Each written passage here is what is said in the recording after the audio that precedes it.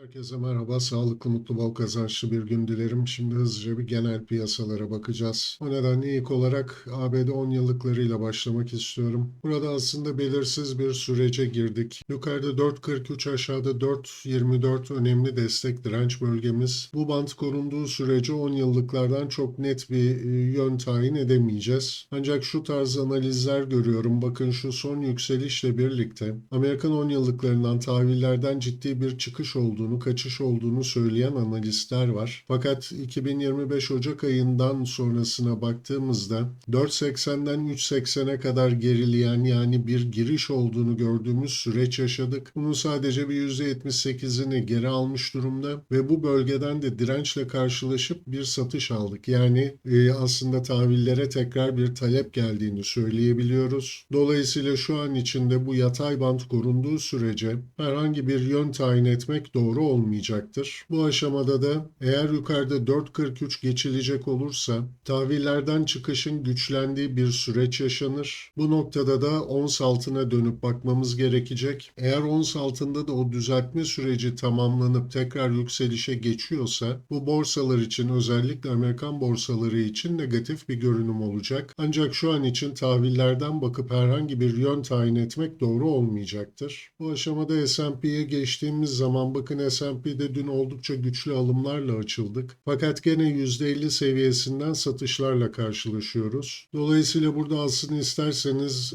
S&P'den de baktığımızda net bir yön tayin edemiyoruz. Ancak yukarıda 5650 üstüne atmadığı sürece bu yükselişler bir tepki olarak kalacaktır. 5650 üstünde hareketler aldığımızda tepkiden daha güçlü alımlar geldiğini söyleriz. Ana beklentimiz 6147'lere kadar bu yükselişin devamı olsa da bir ara direnç bölgesi olarak 5878-5843'ü takip ediyor olacağız. Ancak bu tarz bir yükseliş için en azından 5650'nin geçildiğini görmemiz gerekir. Aksi takdirde bu yaşanan yükselişler tepki olarak kalacaktır. Buradan Nasdaq'a geçtiğimizde Nasdaq'ta da benzer bir görünüm var. %50 direncinin üstüne atamıyor. Burada tepkiden daha güçlü alıcıların geldiğini söyleyebilmemiz için de 19.950'nin geçilmesi gerekir. Ancak bu tarz bir kırılım gelmediği sürece yaşanan yükselişler tepki olarak kalacak ve tekrar satışa dönme riski taşıyacaktır. O nedenle önümüzdeki günlerde 19.950 yukarıda önemli bir direnç bölgesi. Buradan DAX'a geçtiğimizde DAX'ta da bakın maksimum tepki sınırının üstüne atmış durumdayız. S&P ve Nasdaq'ta geçilmeyen o direnç 21.520 DAX'ta geçilmiş durumda. Dolayısıyla DAX için artık ana beklentimiz 23.470'lere kadar yükselişin devamı olacak. Ancak burada bir ara direnç bölgesi olarak 22.390, 22.220'yi takip ediyor olacağız. Burada düşüş sürecinde bakın bir testere hareketi yapılmıştı. Bunu önceki analizlerde de bahsetmiştim. Dolayısıyla bu bölgede eğer açığa satış yapmayı planlıyorsak 22.573'ün üstüne stoplarımızı koymamız gerekir. Aynı şekilde bu direncin kırılımıyla alım yapıyorsak 21.978 altı gene stoplar kullanılmalı. Çünkü şu alanda yani 21.978-22.573 bölgesinde geçmişte likitte tuzakları atılmış durumda. Dolayısıyla bu direnç bölgesinin üstünde veya altında gene benzer hareketler olabilir. Bu verdiğim seviyeleri stop olarak kullanmanız çok daha sağlıklı olacaktır. Şimdi buradan gümüşe geçecek olursak gümüşte de şu yatay banttaki hareketi takip ediyorduk. 32.20'nin üstüne atmış olması tepkiden daha güçlü alıcıların geldiğini bize gösterecekti. Fakat bir ara direnç bölgesi olarak 33.40-32.94 bölgesini takip edecektik. Bu destek ve direnç bölgesini bir süre çalıştırdıktan sonra bu ara direncin de üstüne atmış durumda. Hatta bakın döndü, bu bölgeyi destek olarak da çalıştırıyor şu an için. Dolayısıyla bu 34.5-35 hedefimiz güncelliğini koruyor. Ancak burada takip etmemiz gereken artık yeni bir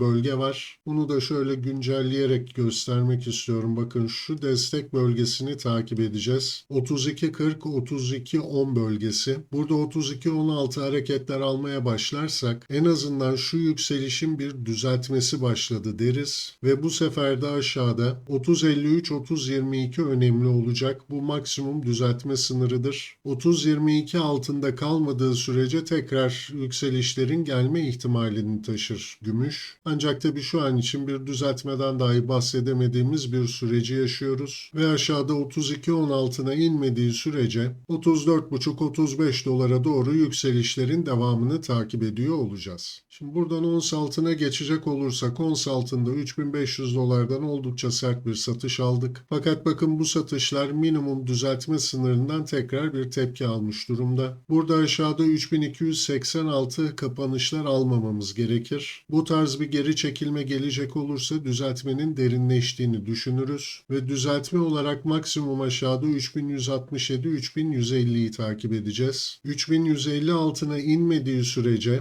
yaşanan şu son yükselişin maksimum güçlü bir düzeltmesini yaptık ve yükselişe devam ediyoruz diyeceğimiz bir süreç yaşanır. Ancak 3150 altındaki kapanışlar düzeltmeden daha güçlü satışların geldiğini ve aşağıda 2956-2939'ları hedefleyen bir satış sürecini bize gösterecek. Ancak bu süreçte bir ara destek bölgesi olarak 3073-3057 bölgesini gene takip ediyor olacağız. Fakat şu an için altında zayıf bir düzeltme süreci yaşandı ve 2800 altına inmediği sürece düzeltmenin sonlanıp tekrar bir yükseliş sürecine girme ihtimali gündemde olacak. Buradan platine geçecek olursak platin 1050'lerden başlayan düşüşünün maksimum tepki sınırına ulaştı. 984-972 önemli bir direnç bölgesi. 984 geçilecek olursa burada tepkiden daha güçlü alımların geldiğini ve ana beklentimiz olarak 1053-1038 bölgesine doğru yükselişlerin devamını bekleriz. Ancak bir ara direnç bölgesi olarak 1016-1004'ü takip etmemiz gerekecek. Burada aynı zamanda aşağıda 946 hareketler almamamız gerekiyor. Bu tarz bir geri çekilme gelecek olursa bu sefer 1053'ten yaşanan düşüşün maksimum tepkisini verdik ve tekrar satışa dönüyoruz diyeceğimiz bir süreç yaşanabilir. O yüzden aşağıda 940, yukarıda da 984'ün kırılımı burada yönü netleştirecek. Buradan paladyuma geçecek olursak paladyumda da 1250'den başlayan bir düşüş süreci var ve uzun zamandır takip ettiğimiz şu yatay bandın desteğine ulaşmış durumdayız. Fakat bu bölgeden gelen alımlar bakın minimum tepki sınırını dahi geçebilmiş değil. Burada tepkinin güçlendiğini söyleyebilmemiz için 1200 üstüne paladyumun yerleştiğini görmemiz gerekecek. Bunun da üstünde maksimum tepki sınırı olarak 1090-1069'u takip ediyor olacağız. Bu bölge geçilmediği takdirde bu yükselişler tepki olarak kalacaktır. 1090 geçilecek olursa ana beklentimiz tekrar 1250 olacak fakat bir ara direnç bölgesi olarak 1065-1035 takibimizde olmalı. Buradan bakıra geçecek olursak bakırda maksimum tepki sınırımızı geçmiş durumdayız 4.80